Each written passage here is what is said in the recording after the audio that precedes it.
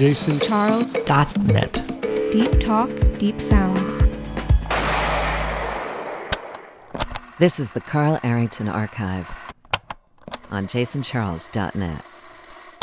This is Carl Arrington. The following are excerpts of my interviews with Joe Esposito and PARRY, two key members of Elvis Presley's inner circle who were known as the Memphis Mafia. Joe Esposito was his personal manager for 17 years, and PARRY, who of the 9 Memphis Mafia main people was the only girl.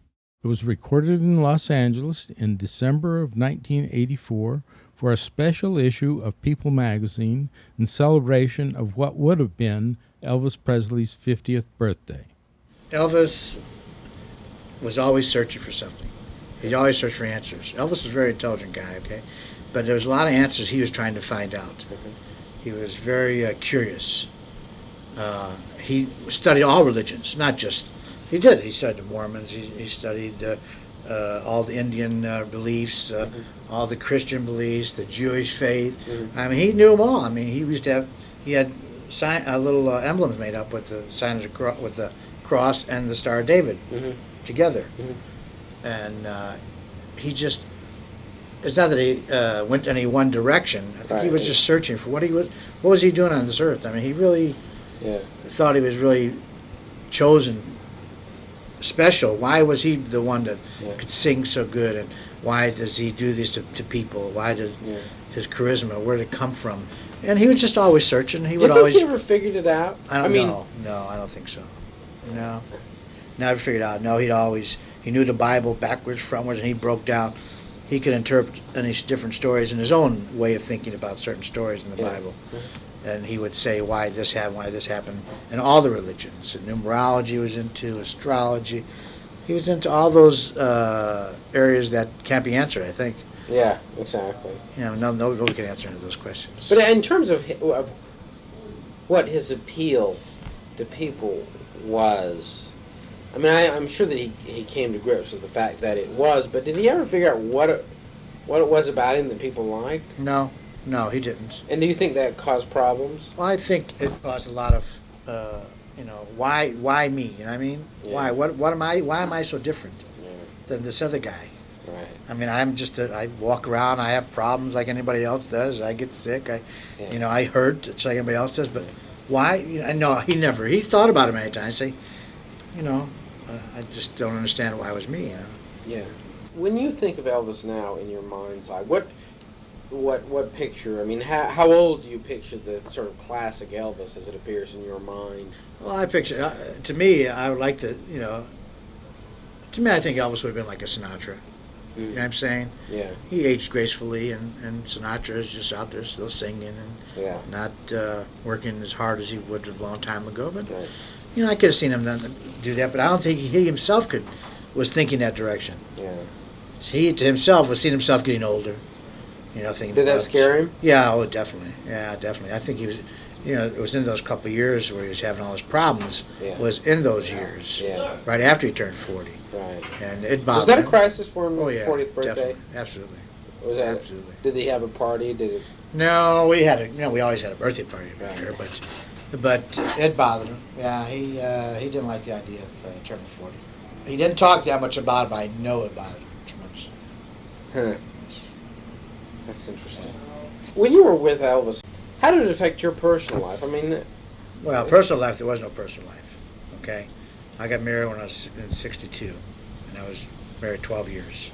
No, I was married in 61. Married 12 years. Got divorced same time he did. It's tough. That's why I got divorced. I mean, it was definitely not her fault, but I was never home.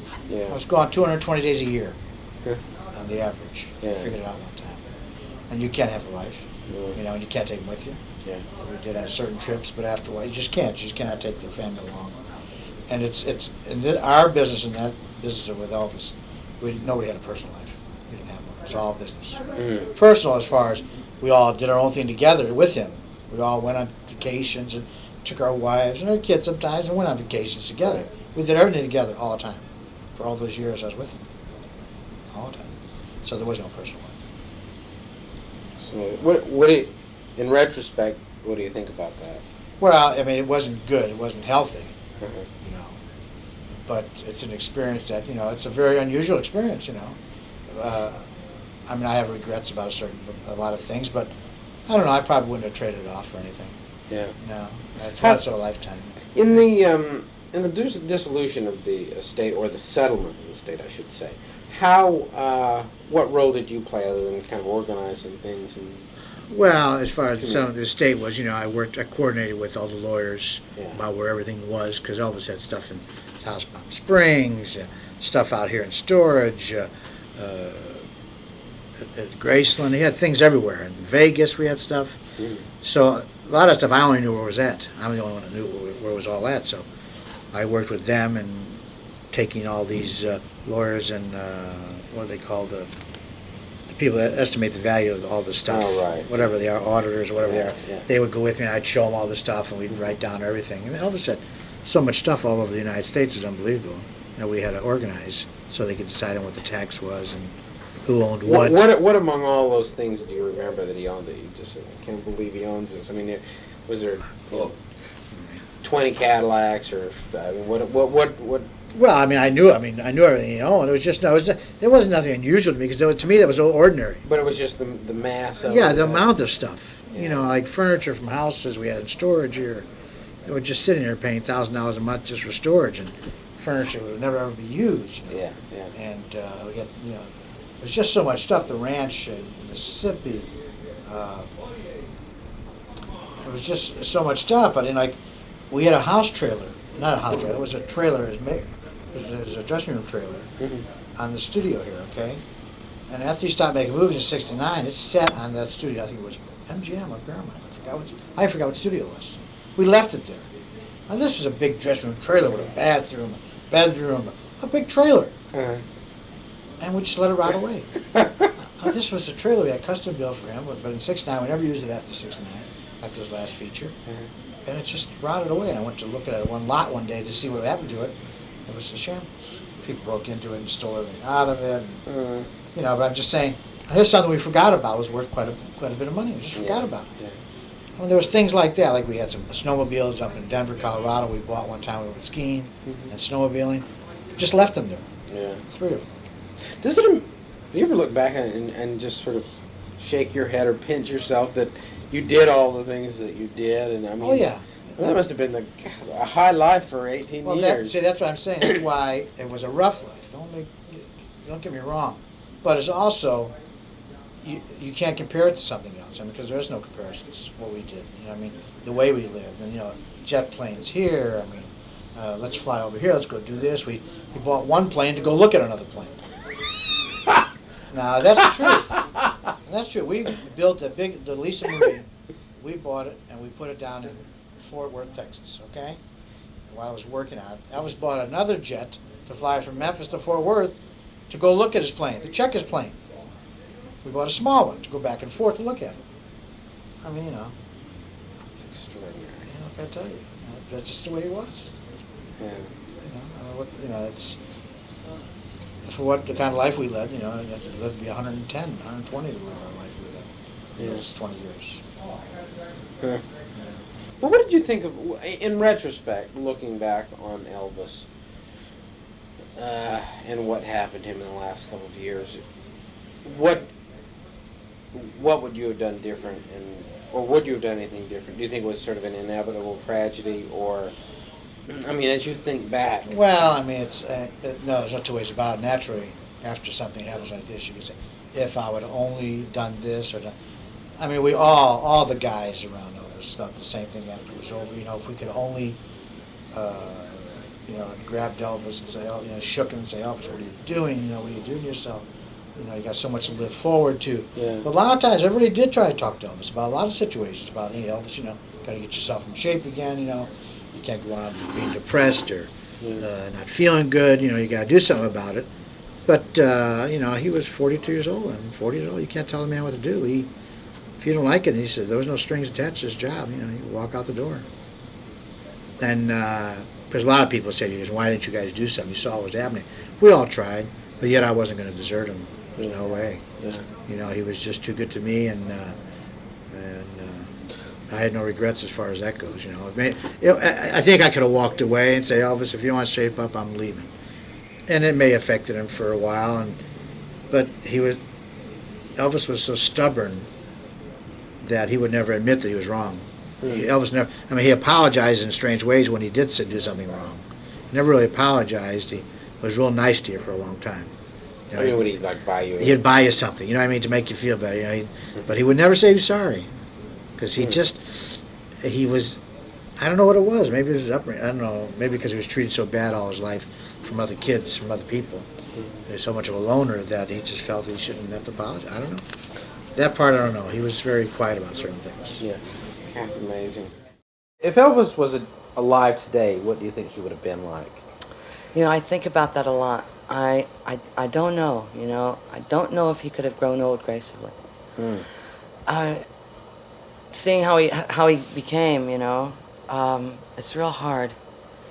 I would hope that he would be like a Sinatra that would kept going. Right. And I think that he would have had as many fans as he had then. Right. And hopefully if he would have kept his life together, he could have become a better actor. And still had enough. I mean, he had talent that never would quit. And he had fans today, when he's dead 8 years, that still love him. And the children of those fans still love him. I mean, they're young kids that still know Elvis Presley. So I think he could have been as big an idol today as he was then. Yeah. I really believe that. But who knows personally, his lifestyle and the way we lived. I don't know if he could have dealt with it. You can't live shut up in a prison for 20, 40, 50 years, Yeah. Because he couldn't go anywhere. We never went anywhere, hardly. Yeah. But you say you went out and cruised around. We'd cruise around, we'd do that, and we'd go Palm Springs and Las Vegas, and we'd go to Memphis, or we'd go to Hawaii. But he pretty much was in the house. Yeah. He didn't get out a lot. Until when he'd get spurts, he'd decide to do something, we'd all go. Or we'd go to the jewelry store. Or we'd go to Thrifties, He'd buy all these little crazy little gimmicks.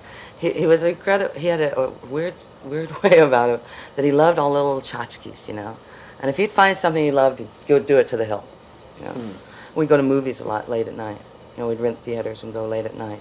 Have the whole theater to ourselves. We'd go about 1 in the morning after it was closed. This is like the pre-videotape days. Oh yeah, So this it was pre-video. the- He used the to show a lot equivalent, I guess. of. He'd have a machine, a movie machine. He'd show football games and stuff like that in the house. I mean, he was a football fan.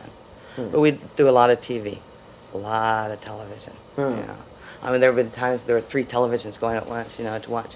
He loved that. But whatever he did to the hill. What were his favorite shows? Mostly football. He loved football. He watched all the football games. Loved the Little Rascals. He had a weird. He used to be hysterical over Little Rascals. He liked movies. Patton. I'll tell you a story about Patton. We went to see Patton, and he fell in love with the character.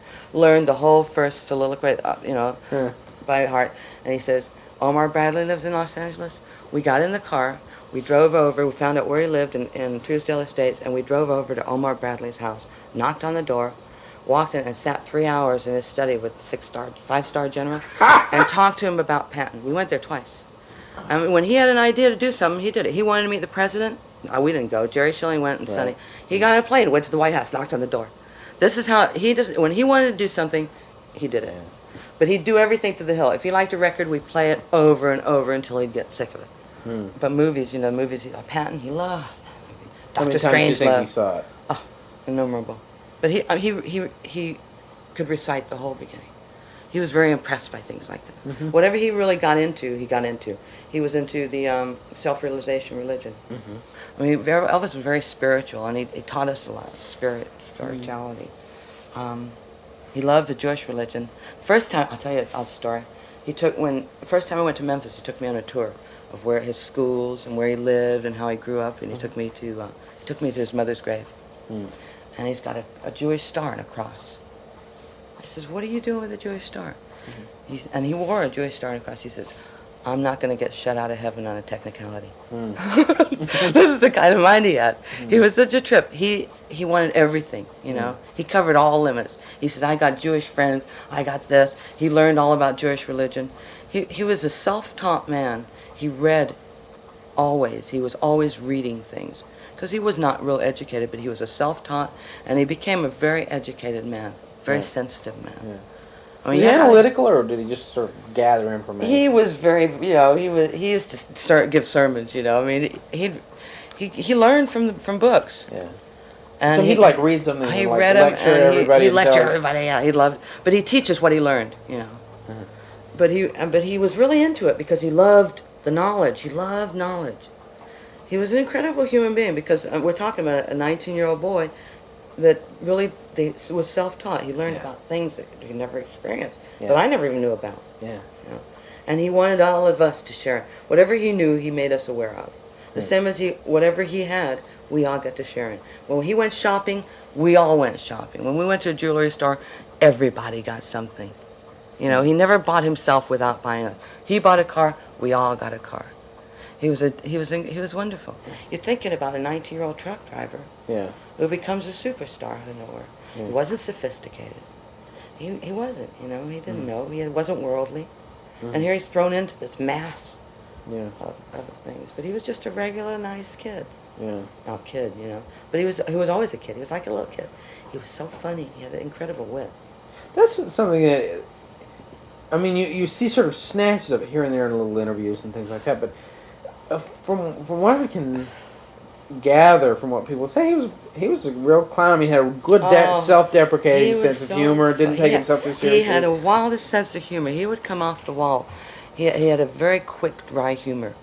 I mean, he'd pull things out that you'd die laughing, you know, but when he was comfortable, when he could be himself, he could let go. He was very funny. I mean, are these like practical jokes or just like... Not necessarily practical jokes. He'd just come up with little innuendos or little sayings, you know, that he'd pull out, you know, silly things. He was just, he was silly. You know, he was real silly. They called him Crazy. That was his nickname. Really? Yeah, he bought everybody bracelets, you know, and all their nicknames. You know, Joe Esposito was Jaws, because, you know. And Alan Fortas was Hog Fortas, and Elvis's was Crazy. You know. What was yours? Oh, I didn't have a nickname. He wouldn't dare give me a nickname. I'd kill him. he never called me Pat. He never called me Pat. He always called me Patricia. Really? Always call me Patricia. So the only person never called me Patricia. Did you ever like pinch or something? Why me? I mean, well, I mean, I think Elvis must have spent a lot of his time saying "Why me?" But did you ever say, "Well, why me?" I knew why me. Yeah. Why? Because I never took from him. I never asked anything from him, and I was honest with him. Because I worked real hard, and I didn't. He wanted to put me on payroll so many times, and I refused. Well, when I finally went on payroll, he says, "How much do you want?" And I gave him this real low figure. He says, "No, I can't give you that." He says. He gives me this phenomenal amount. This is I'm 18 years old, you know. That's times $100 a week. This was when Priscilla came and he asked me to comb her hair every day, and it freaked me out, you know. And I would never I wouldn't take first time I cut his hair after I was a hairdresser for a while, and then I was cutting guys' hair. And I was cutting the guy's hair, and he didn't want to miss out on anything. Elvis never liked to miss out on anything. When everybody got anything, he wanted to be. He says, "Come on, cut my hair." He gives me $750. Fuck yeah, give him the money back. I said, Elvis, you know, I eat here. I travel with you. I don't want your money. Well, I think that's what made him like me, you know, because he knew I was there because I cared about him. Yeah. I wasn't there for what I can get. Yeah, he gave me beautiful things that I could never have. He bought me my car. He bought me jewelry. He bought me my first fur coat. But those were gifts. He conned me. My first fur coat, I finally, 15 years I was with him, and I never had anybody that I was going with. And my boyfriend, I finally told Elvis I had met someone I really cared for. And he said, bring him over. First I was moving in with the guy, and he called me. He says, "You've got to come cut my hair." I said, "Elvis, I just cut your hair." He says, "You got to come over." I'm moving that day. He calls me up to the house. I run up to the house because I never turn him down. He hands me a mint coat. You know, he just because he didn't want to lose touch. You know, he was real scared of losing touch with his friends. It was a trip. He really was. It is. And he used to play. He was just a sensitive man, and there were very few people that he really trusted or cared about, and he wanted you around, you know. Yeah. And he always wanted. And whether it was 24 hours, you know, I mean, I'd say, Elvis, I got to go home. He'd call me. You got to come cut my hair. This is 8 o'clock at night. 3 in the morning. I says, Elvis, come on, I got to go to work. Just wait another hour, you know. He wanted everybody close around him. Yeah. If you were working, I mean. He was notoriously nocturnal. I mean, stay up on. I believe me, it was tough. It was. So you'd sort of like. I'd work it during the around day. him, you know. But I'd have to leave. He said, "Don't leave, you know." Or I'd sleep there, you know, go to work. Yeah. You know, but you know, he just didn't want you to go. Yeah. You know, because he only had a few people.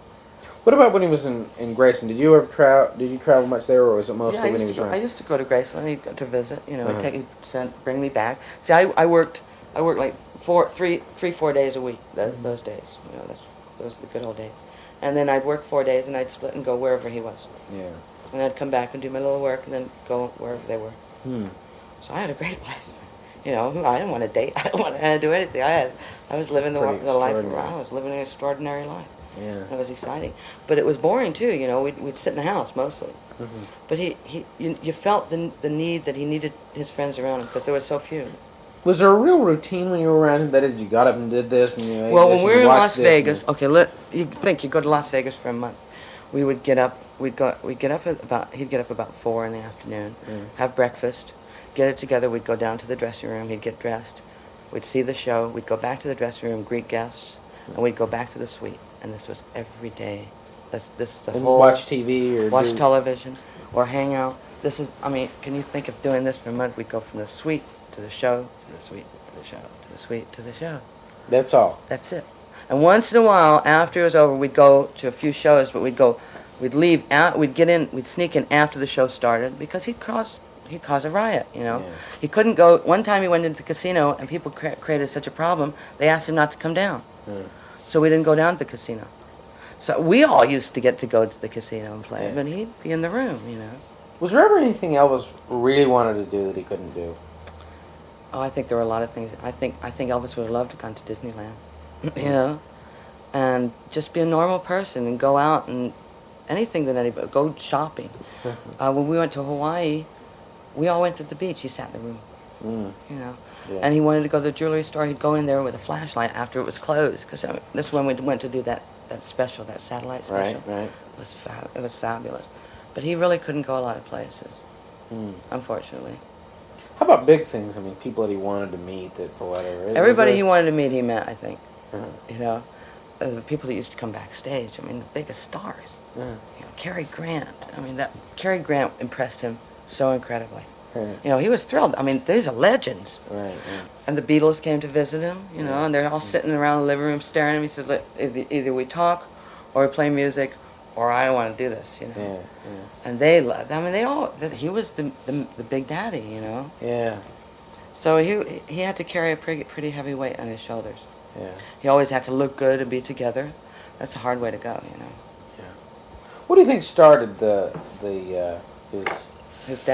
his downfall? I mean, Okay, what I remember, Elvis was very hyper. I mean, you sit in a chair, Elvis was always like this. You know, his leg he had a habit, he always shook his leg, you know. Uh-huh. I mean, he couldn't sit still because he had a lot of energy. Yeah.